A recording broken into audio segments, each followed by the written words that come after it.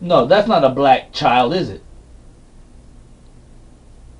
What is it then? Arabic?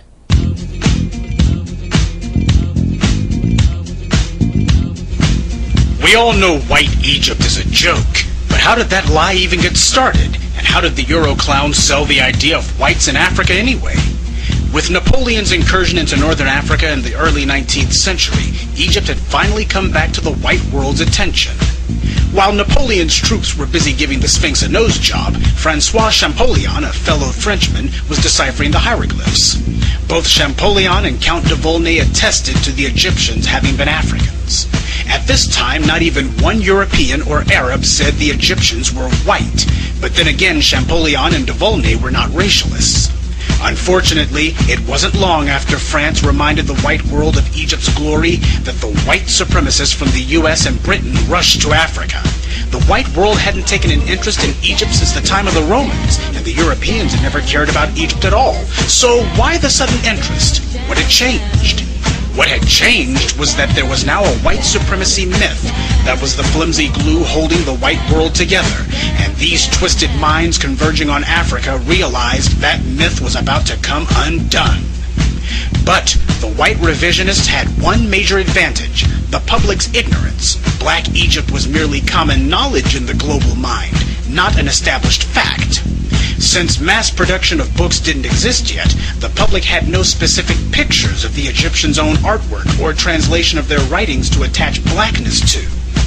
It would be no problem for the revisionists to get the white academic world behind them. After all, the doctrines of black inferiority came from white universities.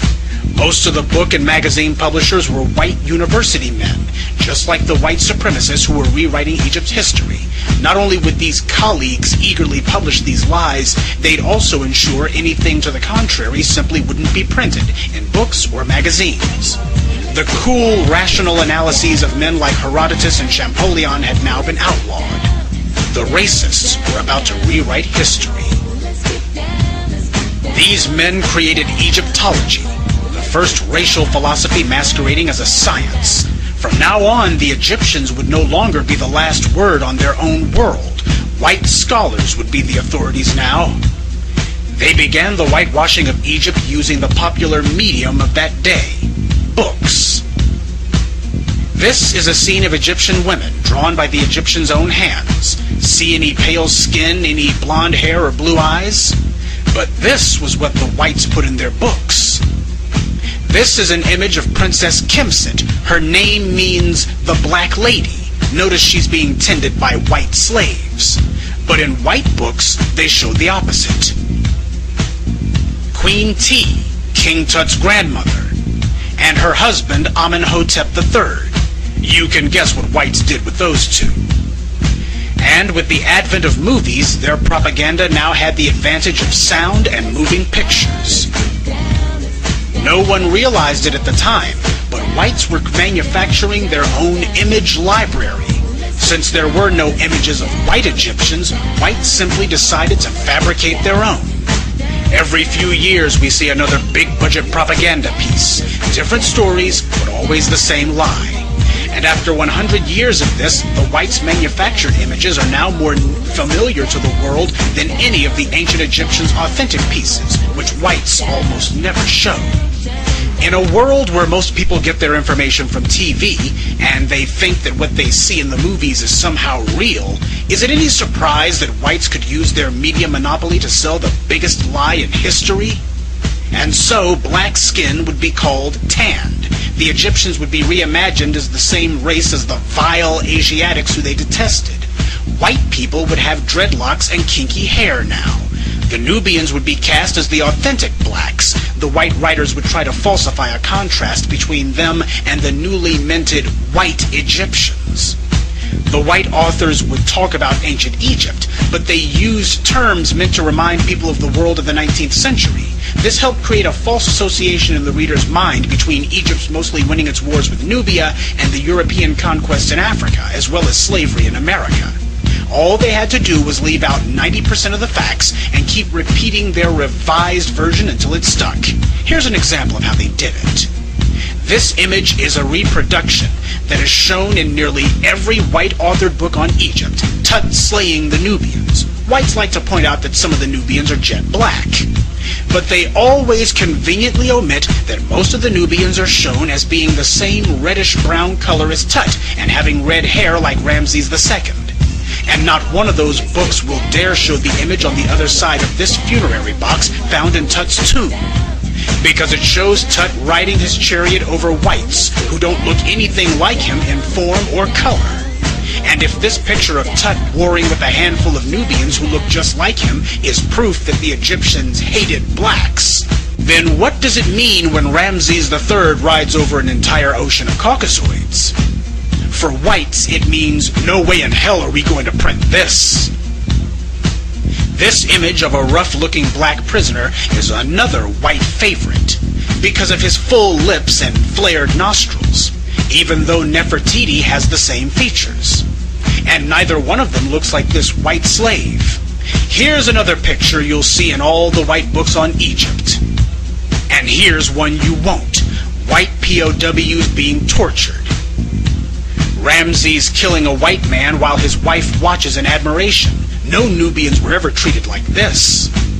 Ramses has 3 captives, but only one of them is black. The other 2 are Asiatic and Semitic. Thutmose III has so many whites by the hair you can't even count them. Pictures of the Egyptians torturing and killing whites far exceed the handful showing the same old pictures of Nubian POWs. Yet white writers rarely mention whites as slaves or prisoners. They only say a few sentences about that, and of course they never show the pictures. This is a 200-year-old propaganda war to achieve one sole purpose: deceive the reader into thinking of Egypt and black as 2 separate things. And 2008 was no different. After 30 years of African-American scholars proving Egypt was really black, National Geographic put out this feculent propaganda piece. Instead of calling it the Nubian Pharaohs, which at least would have been accurate, they called it the Black Pharaohs, still maintaining the lie that Egypt was white. The caption on this picture says, "Did Queen T have Nubian ancestry? This bust, darkened with age, inspired claims that she did." That's 3 lies for the price of 1. First of all, what proof do they offer that this bust has darkened with age? None. No scientific analysis, no tests of any sort. They simply say it and expect you to buy it. And they don't give us any Egyptian writings or scientific analyses to support this Nubian tea crap either. So who's making these so-called claims then? The editorial board at National Geographic. That's who. They just insert their own unfounded racist opinions into every article and act like that alone is proof. If they're going to say one of Egypt's most celebrated queens was a foreigner, shouldn't they have to back it up with something? What if a black person said, "Was Queen Nefertiti Asiatic? This bust, which has faded with age, has inspired claims that she was." National Geographic would run a front-page story challenging that the sculpture had faded and demanding to know exactly who made those Asiatic claims. Here's another question. If Queen T was Nubian, doesn't that mean her grandson, King Tut, was part Nubian as well, and that this pale reconstruction is a complete fraud? Because the euroclowns at National Geographic have never said Tut's sculptures have darkened with age. So if Tut's grandmother was black, and National Geographic concedes that his sculptures are accurate to his skin tone, why did they make him look like Casper the Friendly Ghost then? Because it's never been about Egypt. It's about supporting the myth of white supremacy that undergirds European power today. The euroclowns realize they're losing. Not long ago they said no blacks built Egypt. Now that science has proven them wrong, they're trying to claim the Ethiopians are Caucasians. Because many Ethiopians have narrow noses, whites think they can use that to claim Ethiopians aren't like those other Africans who have bones in their noses and plates in their lips. I guess no one ever told the Europeans that it's the Ethiopians, like the Surma and Mercy tribes, who put plates in their women's lips. So if Ethiopians really are Caucasians, then that means it's whites who don't have any better sense than to put dinnerware in their mouths. Didn't see that one coming, did we? Maybe next time you'll think before you lie. Whites have been taught to worship themselves. Perhaps they should have chosen another god. one who was smarter.